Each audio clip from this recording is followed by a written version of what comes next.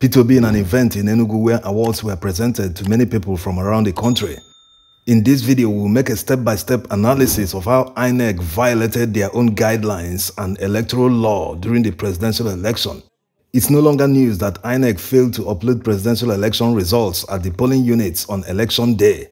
And if you remember, some politicians tried to play this down by saying that INEC reserves the right to conduct the election in any way that it deems fit, that it is completely at their discretion.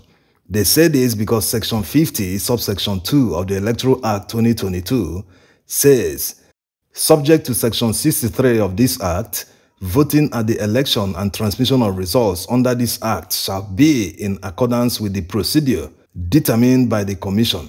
We will come back to this section in a moment. Some politicians in defending the heist that happened went as far as saying that there is nowhere in the Electoral Act that electronic transmission of results is mandatory. That's not right at all. There are many instances in the Electoral Act where it refers to transmission of results, like Section 50 already mentioned and Section 64 subsection 6D. It says the votes and results of the election recorded and transmitted directly from each polling unit where the election is disputed as prescribed under Section 60 subsection 4 of this Act. This section deals with how to resolve collation disputes. There are many of such instances, but because of time, we will get back to this reference transmitted directly from each polling unit. It is very, very significant. Apart from the Electoral Act, there is also the INEC guidelines for the conduct of the election.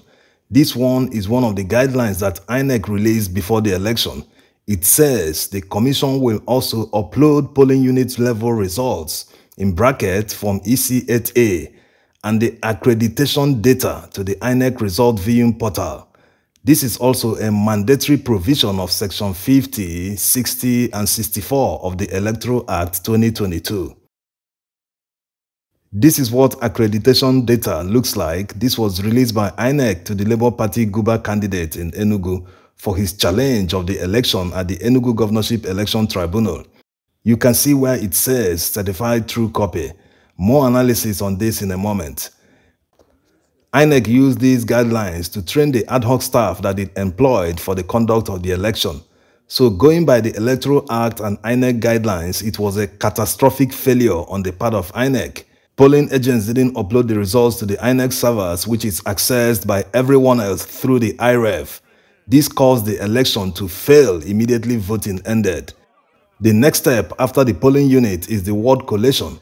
No voting happens here, they just calculate all the results from polling units under the ward. And again, according to the law, at the ward collation level, the collation officer is supposed to refer to the uploaded copy of the result to authenticate the results being presented to him by polling officers. That's what the law says.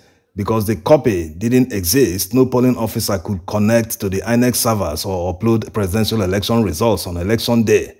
INEC even acknowledged it and made a press release on Sunday, 26 February. They called it technical hitches, that they haven't transitioned the IREV from off-season election mode to nationwide general election mode. After Nigeria spent 300 billion naira for the conduct of the election, INEC wasn't ready upon all the assurances that they gave before the election.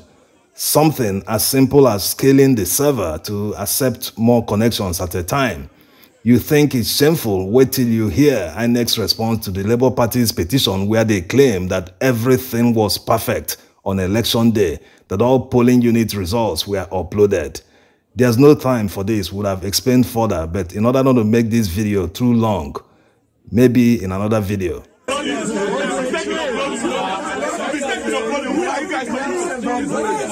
Before we see the next step, let's go back to Section 50, subsection 2 of the Electoral Act 2022, where it talks about transmission of the results being at the procedure determined by INEC. Take note of the word procedure. It doesn't mean that INEC can jettison transmission of results completely. It just means that they exercise discretion on the procedure of transmitting the result. The framers wrote it this way so as not to tie hands of INEC to a particular equipment that might change in the future. In other words, this section is flexible on how to go about it, but the transmission is still mandatory, which INEC themselves acknowledged in their guidelines.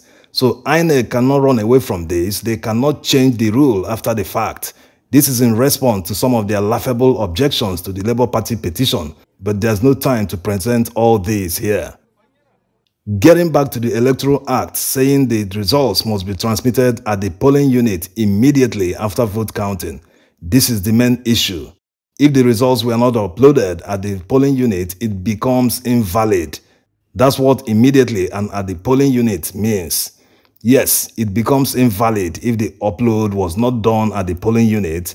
The framers of the law know that if the upload is not done at the polling unit in front of all the party agents, police, and everyone, it might give room for manipulation, which was exactly what happened. So it is mandatory that the result must be uploaded at the polling unit.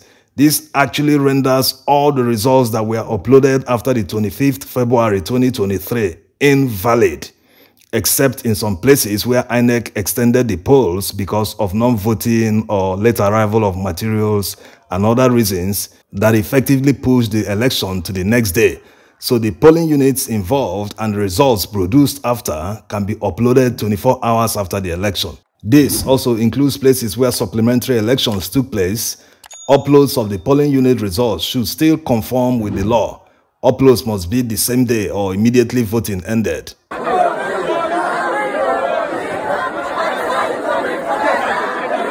Let's see an example of the kind of results you get when checks and balances that the law provides are not adhered to. Let's use this in Kano East local government area results as an example. This is a strategy that politicians use to rig elections. They always find a way to influence INEC officials to delay results in their home local government area or any particular local government where they think that they can use to manipulate results. This was done by the governor of Rivers State during the presidential election, where they waited for other local government areas to announce the result. This is to enable them to see the margin that they need to churn out in order to beat the opposition party. In this case, Wike manufactured 80,000 votes in his own local government area of Obiakpo. Ikpeazu with the PDP candidate tried the same thing in Abia State governorship election in Obingwa local government area. It was heavily resisted after INEC officials went to Abuja. It just couldn't stand. Imagine manufacturing more than 100,000 votes in one local government area. That would have been nearly more than the total votes he got from the rest of the states. So in Kano East local government area of Enugu State, the PDP candidate, in collusion with the INEC officials, delayed the votes in the local government area so that they will know the number of votes they need to beat the Labour Party candidates. That's why you see these kind of results where all the other parties scored 0. And only the PDP candidate got votes, and surprisingly, there weren't voided votes. And if you look at the polling unit results, the people who fill the forms all have the same writing pattern. They all drew lines on the empty spaces. No other political party agents signed the results, only the PDP agents. They thought they got everything covered, but they forgot one thing: the beavers that stores the accreditation data. Most of these results exceed the number of accredited voters.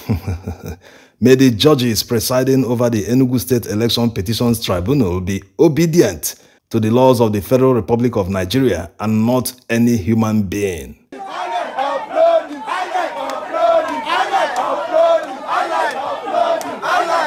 As you can see from what has been shown already, the same non-verification of results went from ward collation to local government collation to state collation and even the National Collation Center. No INEC officer followed their own guidelines or the Electoral Act, even the INEC chairman himself. It was laughable watching the Rivers State Collation Center where one returning officer had to go back 2 times to correct the many errors in the collated results. So how will the Labour Party be able to prove they won the flawed election in the face of all the violation and evidence? Because all things being equal, if no one is compromised, the APC legal team might at the end push for a rerun at the tribunal, since the evidence of non-compliance of the law by INEC is very overwhelming. There's still a way out. They need to prove the intentional blockage of uploads of presidential election results by INEC, that it was all part of their rigging plan, that it was not a technical problem like they claimed, so that the tribunal can overlook the outright breach of the law and rely on matching copies of the polling unit results. Effectively, all results that were uploaded outside the time frame and location are deemed invalid according to the law. So if the tribunal compares copies that they can prove are true copies of the polling unit results, which effectively does the same job of the copy stored on INEC servers. So the law was made to store the true copies, but if they didn't upload, you can still get true copies by comparing many matching copies. They will use this to determine who scored the highest lawful votes in the presidential election. Copies of EC8A forms stored on INEC servers cannot be relied on for evidence because they were not uploaded early. It depends on how the judges will see it anyway, because sorting out the results that were uploaded within the time frame allowed by the law will be very time consuming, and they might not be able to get useful number of polling unit results because the non-upload of results from polling units was widespread on election day. Still, many will argue that since many laws were violated by INEC, that it is better to cancel the election and conduct a fresh one. Again, this is an expensive route to take. It costs Nigeria more than 300 billion naira to conduct this election. There's no guarantee that all actors that contributed to the heist will not repeat the same in a new election. Because there was no consequence for them, they will still occupy official positions in INEC, police, and other government agencies. Even traditional rulers that led thugs to hijack ballot boxes still occupy their positions. They will repeat the same thing in a fresh election. The only way to remedy the situation is for the judges to look at the evidence, and if it is proved that the person parading himself as president-elect didn't win, the mandate should be returned to the rightful winner. This is the best way going forward. People who steal anything, including electoral votes, should not be rewarded with political office positions. If people can steal votes, imagine what they will do to money. People who rig elections should never benefit from the political offices they seek, not for one term, 1 month, or even a day, because the person staying in office will still serve as a form of fulfillment and even motivation to rig another election in the future. In other words, it's like an encouragement. Just rig election, be declared winner, and before the rightful winner can win in court, if he ever wins, the election rigger will be in office, taking executive decisions, enjoying office perks, and in most cases, corruptly enriching himself. We are turning around in circles. Why not prevent election riggers from getting to office? That's why time is of the essence. They should do it quickly to prove to the world that Nigeria stands for justice, and justice will always prevail. Justice delayed is justice denied. Thanks for watching.